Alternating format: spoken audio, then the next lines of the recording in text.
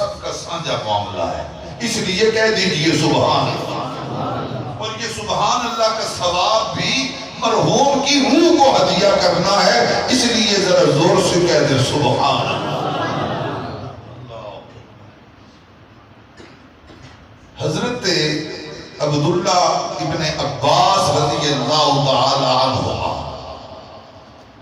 آپ فرماتے ہیں کہ رسول اللہ صلی اللہ علیہ وآلہ وسلم کا فرمان عالی شان ہے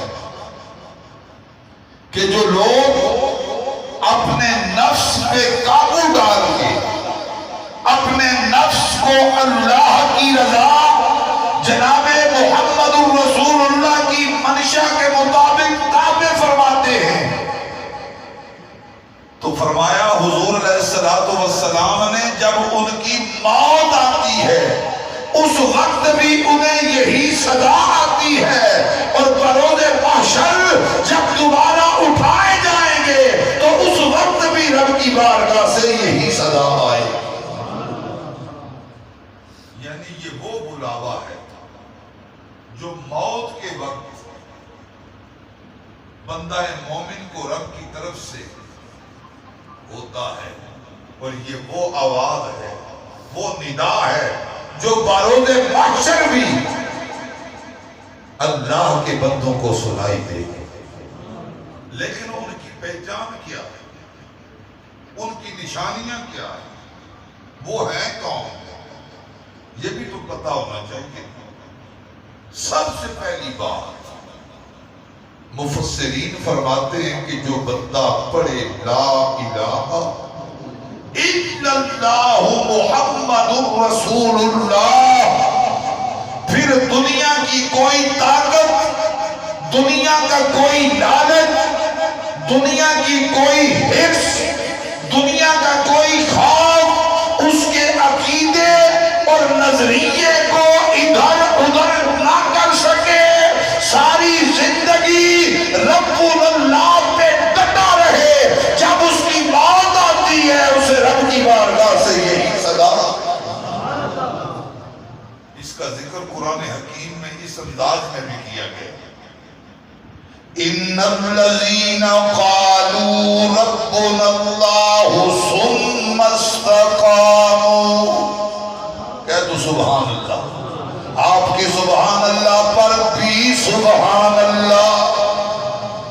ان الذین قالوا ربنا اللہ ثم استقاموا، بے شک جن لوگوں نے کہا رب ہمارا اللہ ہے، پھر اس پہ ڈٹ گئے، ثابت قدم رہے، اللہ نے استقامت عطا فرمائی۔ فرمایا جو اس طرح ڈٹ کے اپنی زندگی گزارتے ہیں، اللہ تعالیٰ ان کے نفس کو نفس مطمئنہ کا درجہ عطا فرما دیتا ہے۔ جب ان کی موت آتی ہے انہیں رب کی بارگاہ سے یہی صدا آتی ہے۔ اللہ اکبر۔ لیکن یہ ڈٹ جانا یہ بڑا مشکل کام ہے، سمجھ آ رہی ہے؟ اور رب اللہ پہ ڈٹ جانا ہے کیا؟ اللہ وحدہ لا شریک کی توحید پہ ڈٹ جانا، رب اللہ پہ ڈٹ جانا، تحفظ ناموس رسالت پہ ڈٹ جانا، رب اللہ پہ ڈٹ جانا، تحفظ ختم نبوت پہ ڈٹ جانا، رب اللہ پہ ڈٹ جانا، تحفظ ناموس خاندان رسالت پہ ڈٹ جانا، رب اللہ پہ ڈٹ جانا، تحفظ ناموس عظمت صحابہ پہ ڈٹ جانا، رب اللہ پہ ڈٹ جانا، پوری شریعت محمدی پہ ڈٹ جانا، رب اللہ پہ ڈٹ جانا۔ یہ نہیں کہ کچھ لے لو اور کچھ چھوڑ دو، یہ نہیں۔ جب لا الہ الا اللہ محمد رسول اللہ پڑھ لیا، رسول اللہ صلی اللہ علیہ وآلہ وسلم کی غلامی کا پٹا گلے میں ڈال لیا، تو پھر زندگی اس طرح گزارنی ہوگی جس زندگی میں رضائے خدا بھی ہو، رضائے مصطفیٰ۔ سمجھ آ رہی؟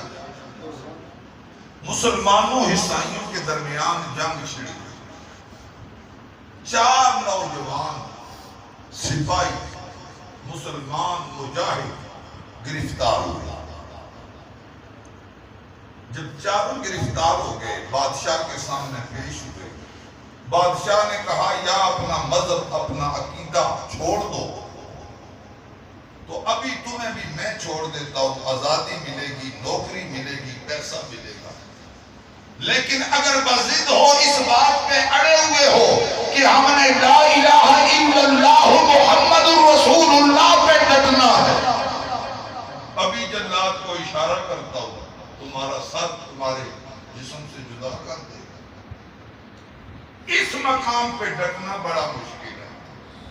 داڑھیوں کو تیل لگا کے ابرار شاہ کی طرح منبر پہ بیٹھ کے تقریر کرنا اور ہے، یہ آسان ہے۔ پگڑی باندھ کے جبے کبے پہن کے اپنے ادارے کے اندر لمبی لمبی چھوڑنا اور بڑھ کے مارنا اور ہے۔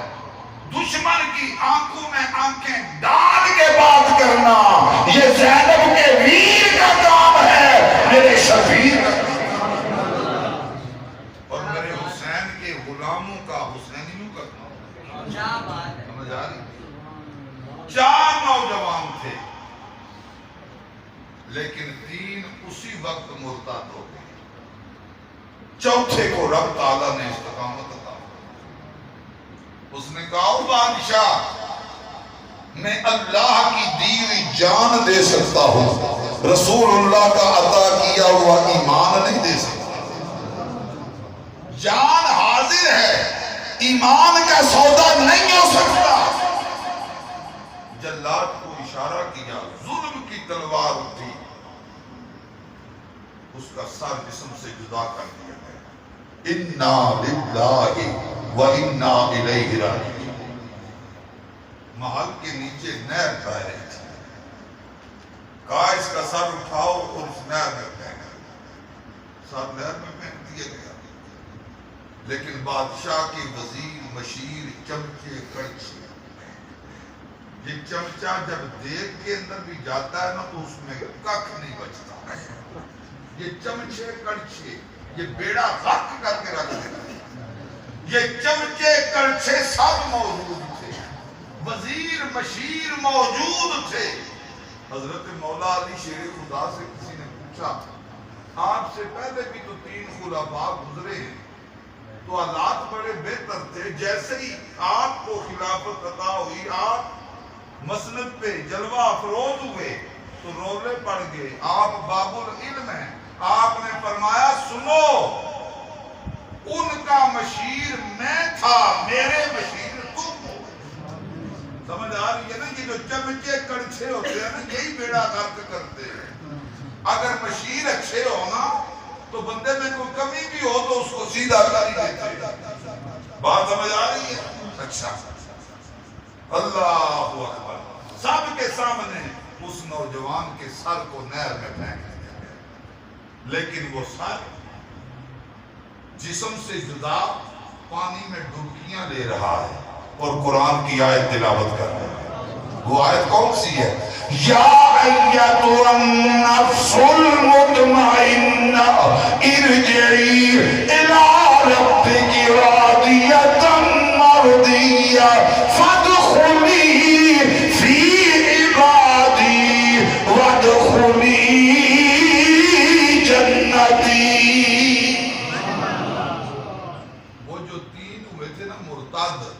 ان میں سے ایک بولا، کہنے لگا تیرا جسم تو بادشاہ کے قدموں میں پڑا ہے، سر کاٹ دیا گیا ہے، تو تو پھر بھی مرا نہیں، قرآن پڑھ رہا ہے۔ اس نے کہا تم نے قرآن نہیں پڑھا، وَلَا تَقُولُوا لِمَنْ يُقْتَلُ فِي سَبِيلِ اللَّهِ أَمْوَاتٌ بَلْ أَحْيَاءٌ وَلَٰكِن لَّا تَشْعُرُونَ۔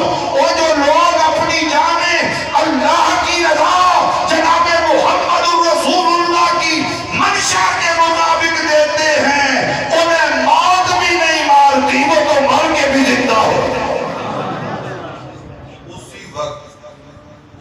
نوجوان کی قرآن کی تلاوت سن کر وہ تینوں نوجوان جو مرتد ہوئے تھے وہ بھی مسلمان ہوئے اور بادشاہ کی آدھی فوج بھی کلمہ پڑھ کے مسلمان ہو گئی اور انہوں نے رسول اللہ کی غلامی کا پٹا اپنے گلے میں ڈال دیا۔ اسے کہتے ہیں استقامت، ڈٹ جانا۔ اور اگر استقامت کا منظر آپ دیکھنا چاہتے ہیں تو پھر آ جائے میدان کربلا میں۔ امام علی مقام، امام جنت مقام، امام حسین علیہ السلام نے مکہ چھوڑا، مدینہ چھوڑا، کربلا کے میدان میں ڈیرا لگایا، اپنے ہاتھوں پہ شہزادہ علی اصغر کو ذبح کروایا۔ شہزادہ علی اکبر شفیع مصطفیٰ کی جوانی لٹ گئی، قاسم کے سیوے کی لڑیاں کٹ گئیں، اونو محمد نیزوں پہ اچھالے گئے، لیکن سید ڈٹا رہا، حتیٰ کہ امام علی مقام نے میدان کربلا میں تلوار کے نیچے سجدہ کر کے دکھایا، تلوار کے سائے میں رب کی بارگاہ میں سر کو جھکا کے دکھایا، دشمن کے سامنے ڈٹ کے دکھایا، اللہ کی رضا کے لیے کٹ کے دکھایا، نیزے پہ چڑھ کے دکھایا، پھر قرآن پڑھ کے دکھایا۔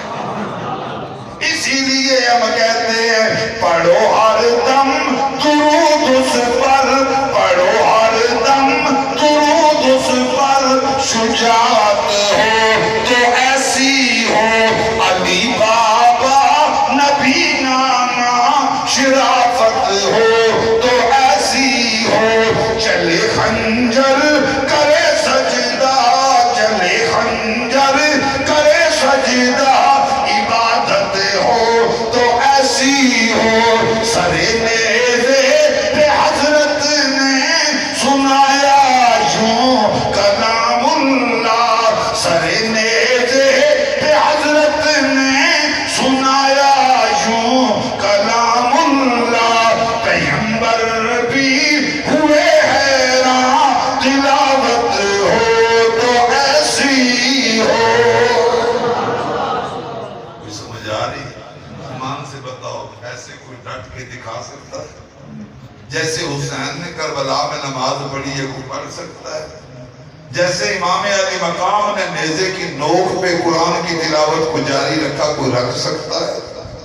اسی لیے تو ہم کہا کرتے ہیں کہ جس دی مثل مثال نہ کوئی، اتے ایک کوئی ذات شبیر،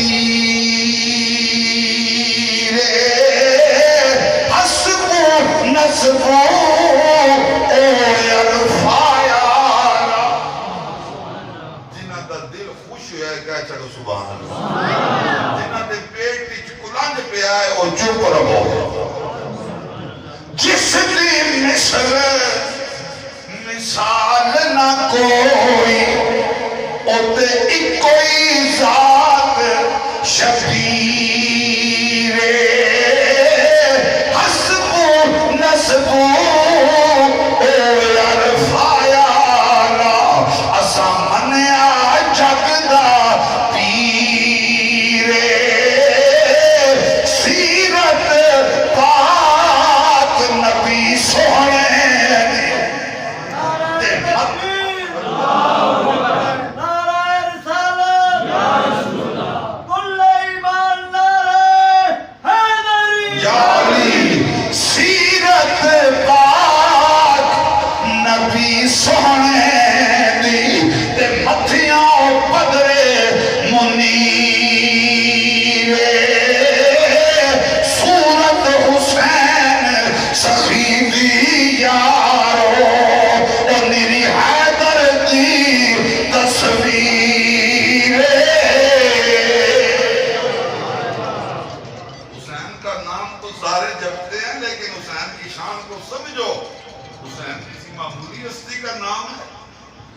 پنجابی کے شاعر نے کہا تھا کہ حسین حسین تا ہر کوئی آکھے،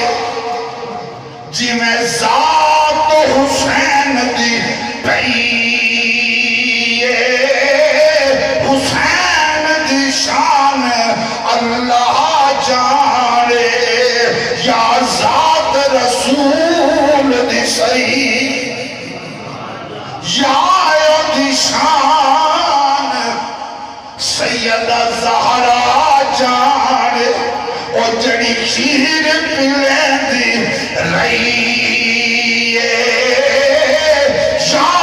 دی شان سیدہ زینب جان جڑی شام دی قیدن تھئی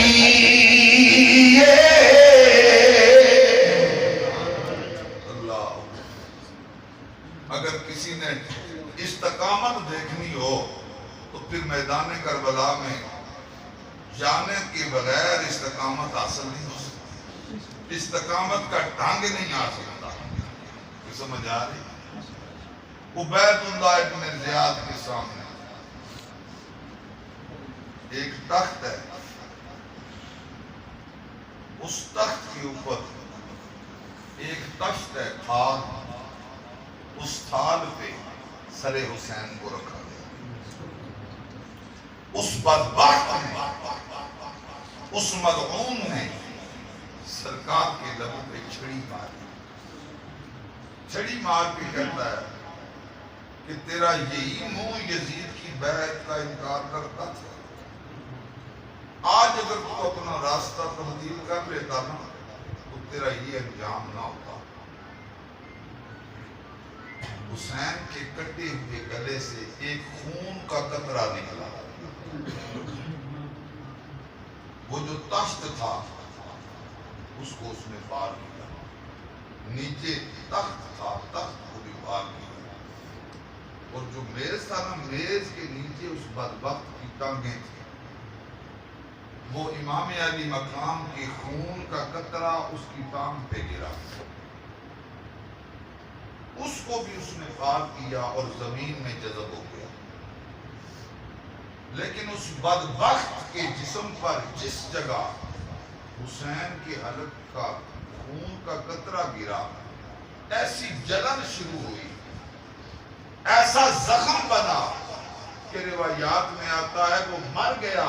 اسی بیماری سے اس کی موت واقع ہو گئی, لیکن وہ بچ نہیں سکا. اسے شفا نہ ملی. علماء فرماتے ہیں, محققین فرماتے ہیں کہ جب اس بدبخت نے حسین کے لبوں پر چھڑی ماری, کہا حسین تو نے اپنا راستہ تبدیل نہیں کیا. اگر تو اپنا راستہ تبدیل کر لیتا, جیسے ہمارے ہاں جھوٹ بول کے نہ پھر کہتے ہیں سیاسی بیان, کبھی ادھر سے نکل گیا, کوئی سمجھ آ رہی ہے جی کے سیاسی بیان. میں سیاست نام جھوٹ کا نہیں, سیاست نام عبادت. بات کو سمجھئے. تو یہ اس کو سیاسی بیان کہتے ہیں. یہ سیاسی بیان نہیں ہوتا, یہ جھوٹا بیان ہوتا ہے. اور جھوٹے پر خدا کی لعنت ہے. سمجھ آ رہی ہے؟ جھوٹ ایمان کی کینچی ہے. میں قربان. جب اس نے کہا حسین تو ادھر ادھر سے گزر جاتا, تو نے اپنا راستہ تبدیل نہیں کیا. حسین کے حلق سے جو خون کا قطرہ گرا, اس نے بتا دیا اور یزید کے ٹکڑوں پہ پلنے والے بدبخت, حسین کے ایک خون کے قطرے میں اتنی طاقت ہے, وہ اپنا راستہ تبدیل نہیں کرتا. لوہا آ جائے پھر بھی اس کا راستہ وہی ہے, لکڑی آ جائے پھر بھی اس کا راستہ وہی ہے, تیرا ناپاک خلیز جسم آ جائے پھر بھی اس کا راستہ وہی ہے. حسین کے خون کا ایک قطرہ اپنا راستہ تبدیل نہیں کرتا. سارے کا سارا حسین کیسے مڑ سکتا ہے؟ کیا بات ہے, کیا بات. کرار کا فرزند تھا. شیر پڑھا تو پھر مارے گا. کرار کا فرزند تھا, کرار رہا ہے.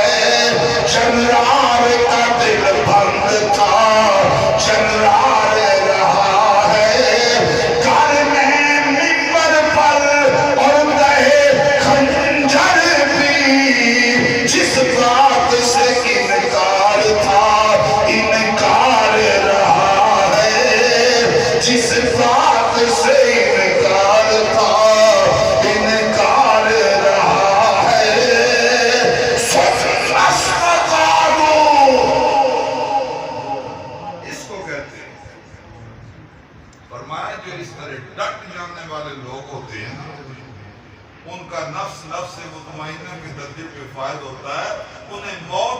مار سکتے، انہیں تو رب کی بارگاہ سے بلاوا آتا ہے. آج دوسری بات، جب بندہ کلمہ پڑھ لے تو پھر اللہ کا قرآن کہتا ہے کہ جب تم نے کلمہ پڑھ لیا لا الہ الا اللہ محمد رسول اللہ، اور رسول اللہ کی غلامی کا پٹا گلے میں ڈال لیا، اب پھر تمہاری آزمائش بھی تو ہوگی، اب آزمائے جاؤ گے.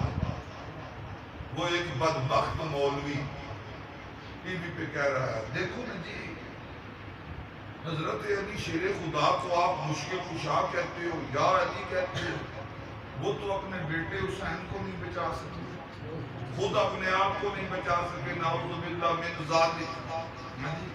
میں نے کہا بدبخت عقل کے اندھو، اللہ تعالیٰ اپنے بندوں سے امتحان لیتا ہے، اور ساری زندگی حضور امام الانبیاء نے، بی بی پاک سیدہ فاطمہ الزہرا نے، مولا علی شیر خدا نے، امام حسن مجتبی نے حسین کو اس امتحان کے لیے تیار کیا اور کامیابی کی دعائیں دیتے رہے.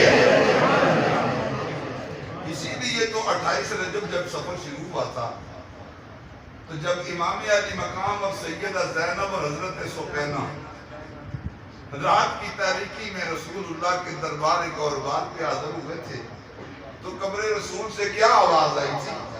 اللہم آت الحسین صبرا و اجرا، اللہم ثبت حسین.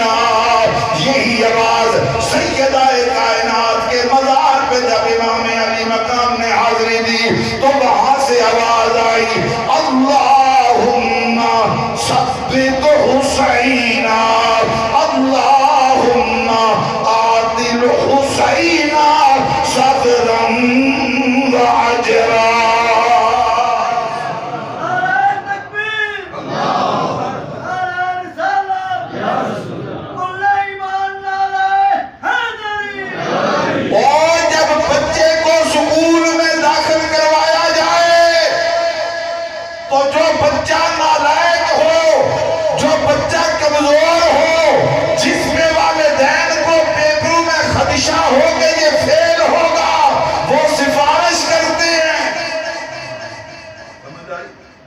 اگر پتا ہو کہ تھوڑا بہت کمزور ہے پھر تو انہیں اندازہ ہوتا ہے چلو رائتی نمبروں سے ہی چل جائے گا کام. لیکن اگر پتا ہو کہ یہ سال پورا سکول جانے کے بعد بھی رزلٹ نل ہوگا، زیرو آئے گا، تو کہتے ہیں اٹھا لو، ہم اس کو امتحان میں نہیں ڈالتے. لیکن میرے صاحبوں، رسول اللہ نے حسین کو تیاری کروائی، اپنی رسالت والی زبان چسوا کر رسول اللہ نے حسین کو تیاری کروائی، اپنے قدم پر اٹھا کر مولا علی نے حسین کو تیاری کروائی، اللہ کی لوریاں سنا کر سیدہ زہرا نے تیاری کروائی، اپنے سینے کا دودھ پلا. جبریل نے بھی تیاری کروائی سدرۃ المنتہا سے آ کر. ایک طرف امام حسن علیہ السلام، دوسری طرف امام حسین علیہ السلام، دونوں شہزادوں کی کشتی ہو رہی ہے. کشتی ہو رہی ہے. امام حسن مجتبی کو رسول اللہ فرماتے ہیں بیٹا یہاں سے پکڑو، یہاں سے گراؤ، یہاں سے پکڑو، ایسے گراؤ. بی بی پاک سیدہ کائنات دیکھتی ہیں کہ عمر میں بھی میرا حسین چھوٹا ہے. سمجھ آ رہی؟ عمر میں بھی چھوٹا ہے لیکن میرے بابا جان کی ساری شفقتیں بظاہر حسن کی طرف نظر آتی ہیں. کتابوں میں لکھا ہے، ہمارا عقیدہ ہے سیدہ کائنات بھی سب جانتی ہیں، کتابوں میں لکھا ہے. جی آپ نے فرمایا کہ بابا جان حسن عمر میں ہے بھی بڑا، حسین عمر میں چھوٹا، کشتی لڑ رہے ہیں، دونوں آپ کے نواسے ہیں، لیکن آپ حسن کو تو داؤ پیچ سکھا رہے ہیں، یہاں سے پکڑو، یہاں سے پکڑو، ایسے گراؤ، لیکن حسین کو نہیں، اس لیے کہ شاید حسین سر کے بالوں سے ناف تک علی کی تصویر ہے، حسن سر کے بالوں سے ناف تک آپ کی تصویر ہے۔ بات آ گئی تو کر دوں، جب دونوں بھائی اکٹھے کھڑے ہوں نا تو امام حسن کو سر کے بالوں سے ناف تک دیکھا جائے، پھر امام حسین کو ناف سے قدموں مبارک تک دیکھا جائے تو رسول اللہ کی تصویر نظر آتی ہے۔ اگر حسین کی طرف سے بندہ دیکھنا شروع کرے تو سر کے بالوں سے ناف تک دیکھا جائے امام حسین کو، اور ناف سے پاؤں مبارک تک دیکھا جائے امام حسن کو، تو مولا علی یہ مرتضیٰ کی تصویر بن جائے۔ کچھ کہنا چاہتا ہوں، غور کریں، یعنی دونوں بھائی جب کھڑے ہوں گے حسن کی طرف سے دیکھتے ہوئے قدموں تک حسین تک پہنچے تو رسول اللہ کی تصویر، امام حسین کے سر کے بالوں سے دیکھتے ہوئے امام حسن کے قدموں تک پہنچے تو مولا علی یہ مرتضیٰ کی تصویر۔ لیکن کیا کوئی جوان ایسا بھی ہوتا ہے گزرا ہے جس کو بندہ دیکھے تو مکمل رسول اللہ کی تصویر نظر آئے؟ کیا کوئی ایسا جوان بھی تھا جس کو بندہ دیکھے تو پورے کا پورا علی نظر آئے؟ وہ ایک ہے شہزادہ علی اکبر، جنہیں دیکھو تو رسول اللہ کی پوری مکمل تصویر نظر آتی ہے، اور ایک ہے میرے غازی عباس، جنہیں دیکھو تو مکمل طور پہ مولا علی یہ مرتضیٰ کی تصویر نظر آتی ہے۔ اسی لیے کتابوں میں آتا ہے کہ جب حضرت غازی عباس بھی نہر فرات کے کنارے مشکیزہ لے کر پہنچے تو دیکھنے والے حیران تھے، کہیں اپنی مزار سے مولا علی تو اٹھ کے نہیں آ گئے۔ اور جب شہزادہ علی اکبر میدان میں گئے تو دیکھنے والے بھی حیران تھے، کہیں جناب محمد رسول اللہ تو اپنے گنبد حضرت سے نہیں آ گئے۔ یہ خود تیاری کروائی ہے، اللہ رب العزت امتحان لیتا ہے۔ اب اس کا ذکر قرآن میں ہے، توجہ فرمایا وَلَنَبْلُوَنَّكُمْ بِشَيْءٍ مِّنَ الْخَوْفِ، کہہ تو سبحان اللہ، وَلَنَبْلُوَنَّكُمْ بِشَيْءٍ مِّنَ الْخَوْفِ وَالْجُوعِ وَنَقْصٍ مِّنَ الْأَمْوَالِ وَالْأَنفُسِ وَالثَّمَرَاتِ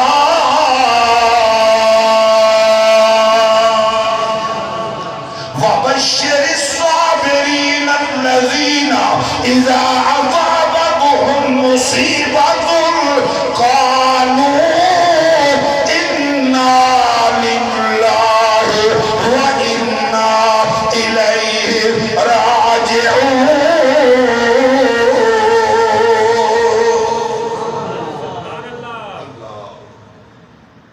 میرے پروردگار نے قرآن حکیم میں فرمایا ہم ضرور تمہیں آزمائیں گے، 5 پیپر ہوں گے، 5 امتحان ہوں گے، ہم ضرور آزمائیں گے، کچھ خوف دے کر، کچھ بھوک دے کر، کچھ جانوں اور مالوں میں، ثمرات میں نقصان دے کر، پر وَبَشِّرِ الصَّابِرِينَ،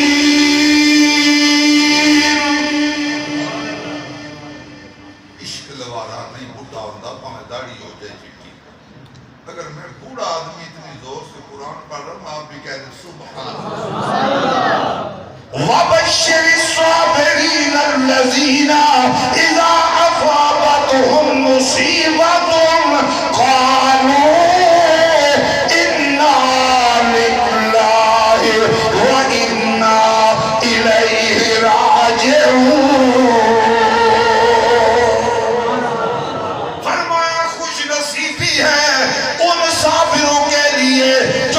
مشکل کے وقت میں، اس پریشانی کے وقت میں، اس تنگی کے وقت میں بھی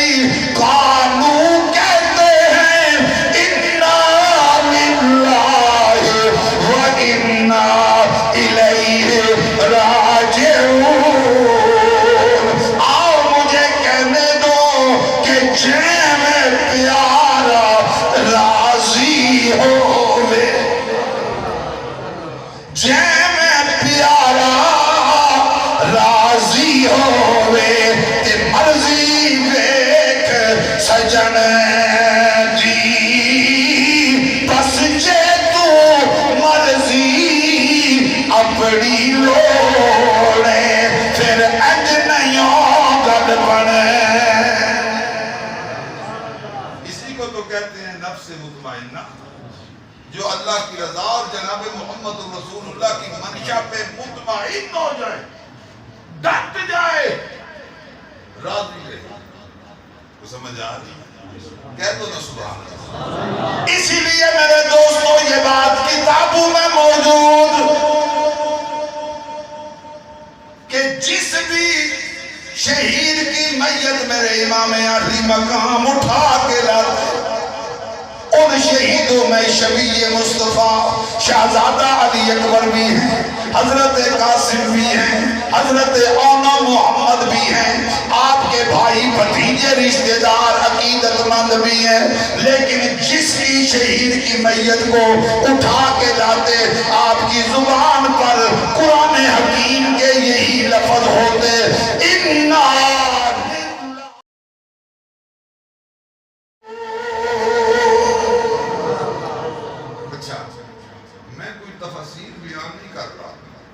سیدھا ترجمہ ہی کر رہا ہوں، اتنے وقت اجازت نہیں دیتا. بعض اوقات ہم کہتے ہیں امام حسین علیہ السلام، امام جعفر علیہ السلام، امام باقر علیہ السلام، یعنی ائمہ اہل بیت کا نام لیا یا پنجتن پاک کا نام لیا تو کچھ مولویوں کے پیٹ میں مروڑ اٹھتا ہے، جی علیہ السلام کیوں کہتے ہو؟ میں نے کہا رب نے حکم دیا ہے اور قرآن میں ہے، تم پڑھ کے دیکھو تو صحیح قرآن. فرمایا جو رب کی رضا کملی والے منشا کے مطابق اپنی زندگیاں گزارتے ہیں، ڈٹ جاتے ہیں، مطمئن رہتے ہیں، پھر قرآن حکیم ان کو انعام کیا بیان کرتا ہے کہ رب نے کیا عطا فرمایا ہے. جب کہتے ہیں اِنَّا لِلَّهِ وَإِنَّا إِلَيْهِ رَاجِعُونَ اُولَئِكَ عَلَيْهِمْ صَلَوَاتٌ مِّن رَّبِّهِمْ. ایک بار یہ آخو سبحان اللہ. وہ جڑے قرآن کی مننے ہو وہ آخو سبحان اللہ. یہ عمران شاہ جی صلوات رب پہ آپے، مولوی نہیں، پیر نہیں، جبہ کبہ نہیں، پکڑ نہیں، رب بھیج رہا ہے. بریلوی نہیں، دیوبندی نہیں، اہل تشیع نہیں، اہل حدیث نہیں، کوئی گرو چیلا نہیں، رب بھیج رہا ہے. سمجھ آ رہی؟ اولئک علیہم صلوات من ربہم ورحمہ واولئک هم المہتدون.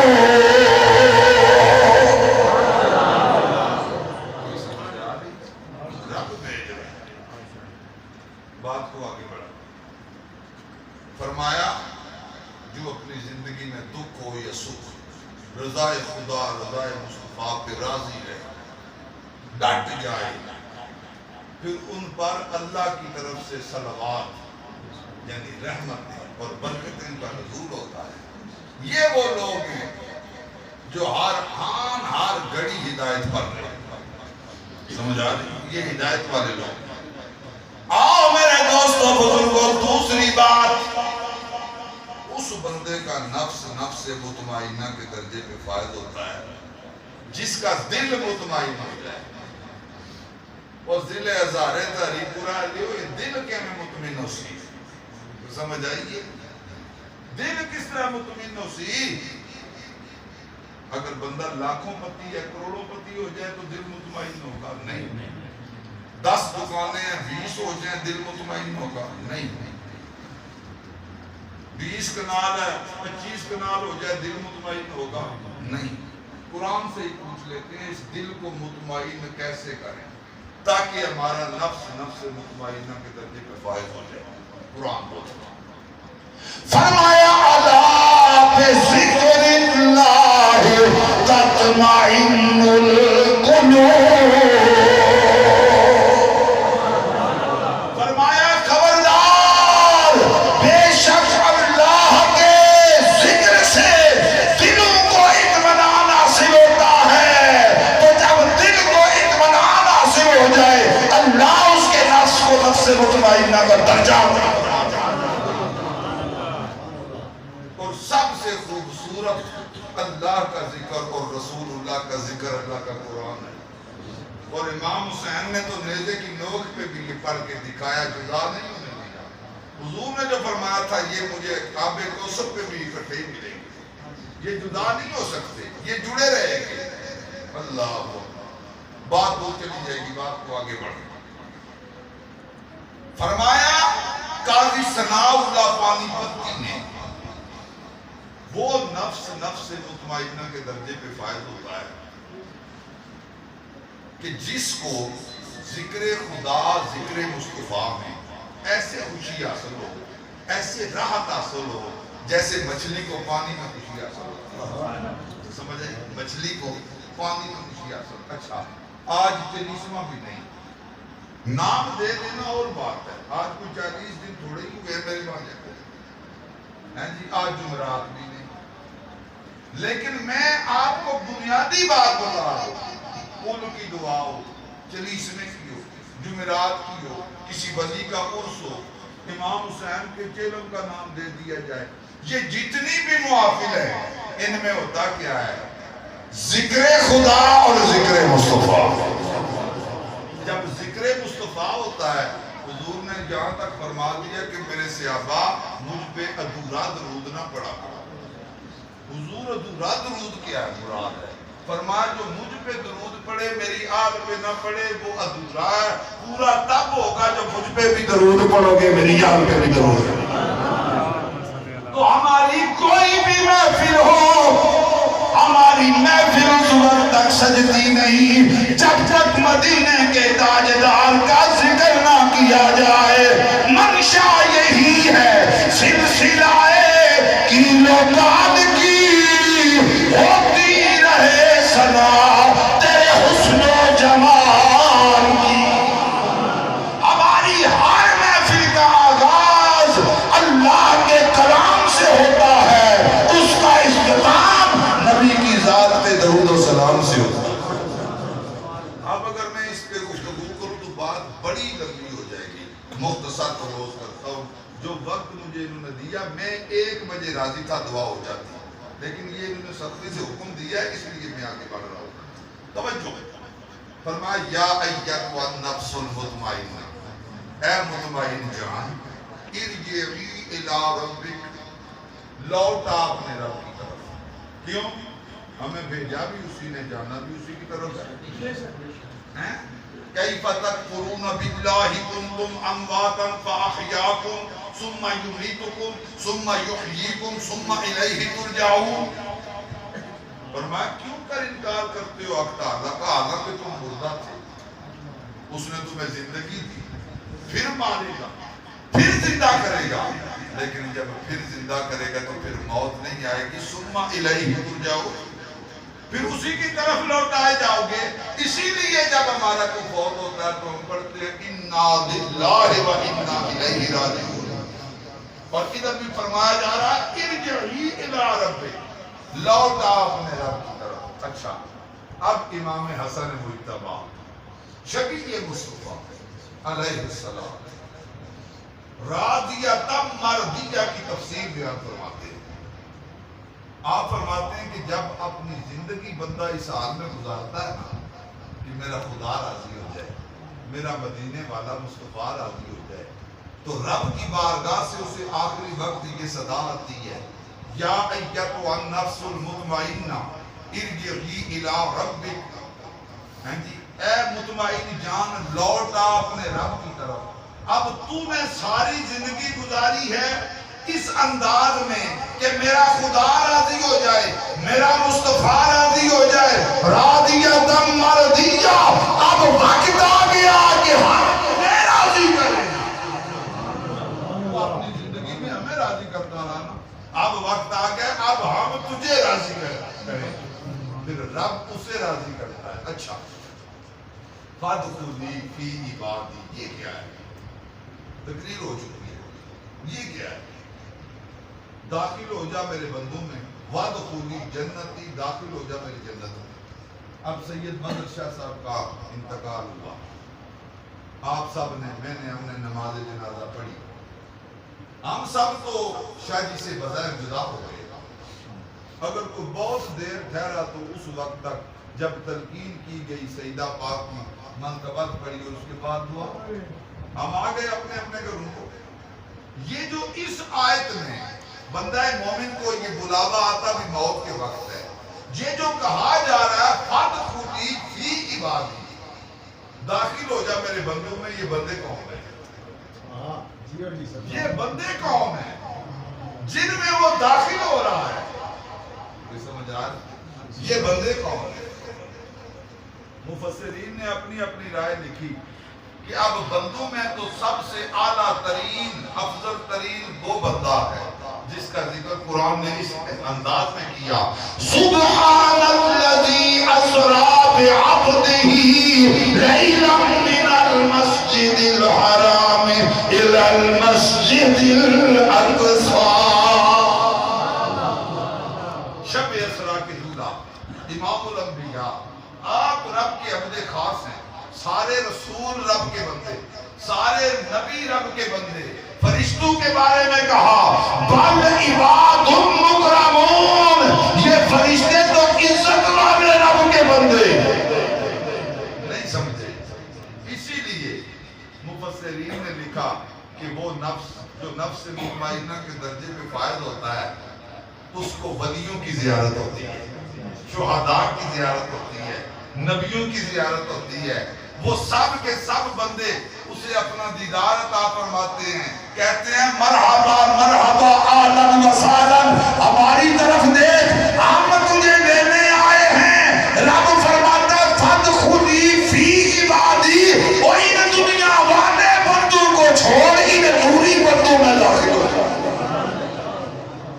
میں بھی عام ہی بندوں کی بات کر رہا ہوں، اب آئیں خاص بندے کی طرف. میدان کربلا میں امام علی مقام، امام جنت مقام. سورج ڈھل چکا تھا، دل میں خیال آیا نماز پڑھوں یا جنگ لڑوں. کسی شاعر نے نقشہ کھینچا کہ نماز تنی میں کو پڑھن نہ دے،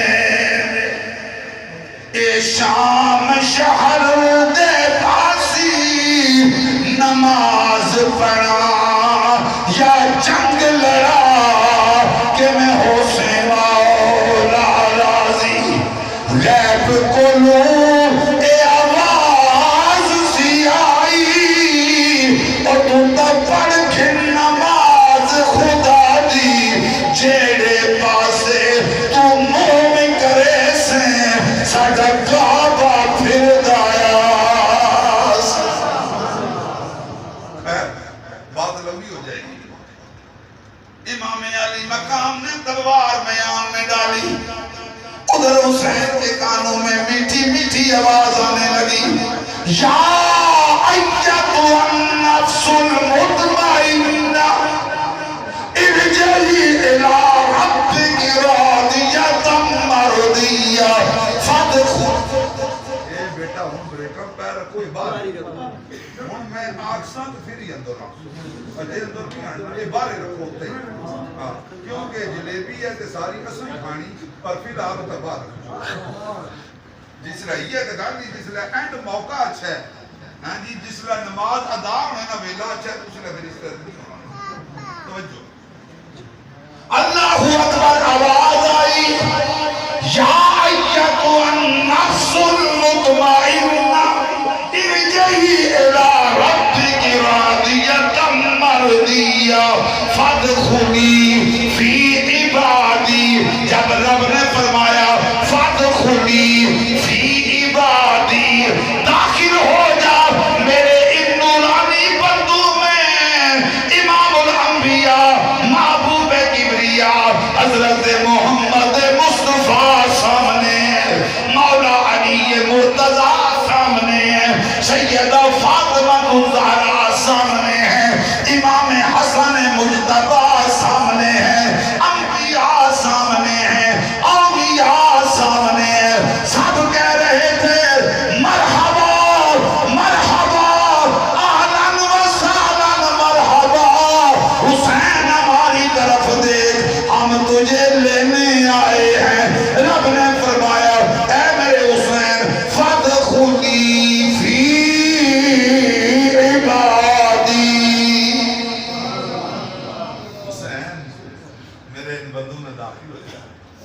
ادھر ظلم کا خنجر جل رہا ہے، امام نے سر سجدے میں ڈالا، رب کی تسبیح پڑھی، سبحان ربی الاعلی، سر سجدے حسین نے پایا تے رو کے عرض گزاری،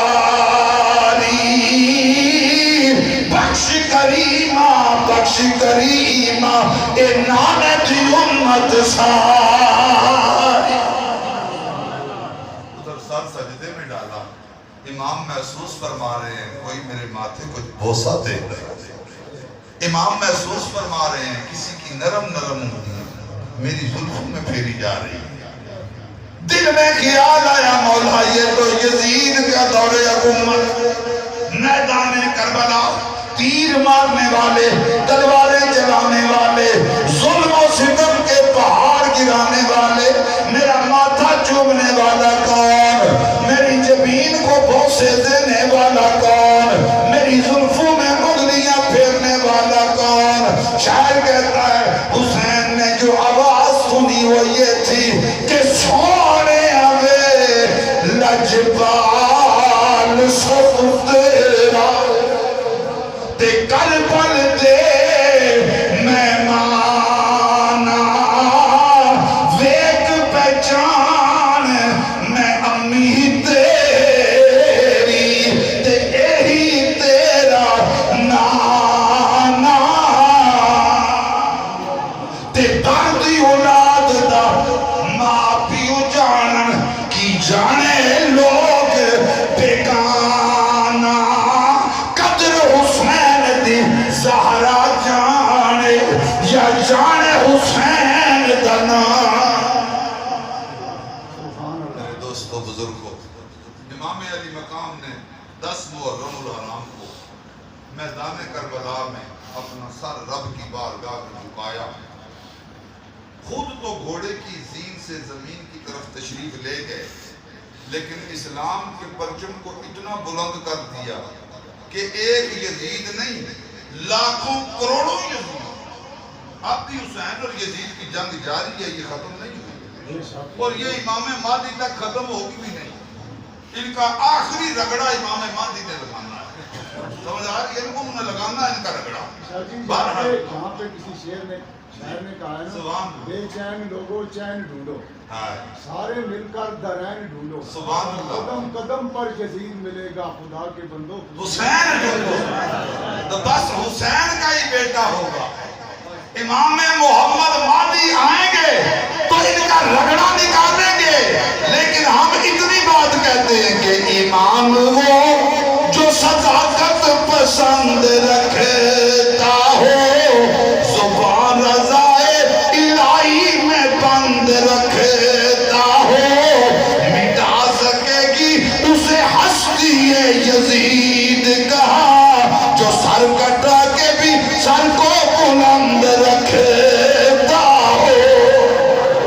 آخری بات اسی لیے جب سر حسین نیزے کی نوک پہ تلاوت جاری ہے تو یزیدیوں نے کہا دیکھنا تیرا باپ مر گیا تو ہر گیا، اے سجاد اے زین العابدین تمہیں کیا ملا یزید سے ٹکر لگا کر؟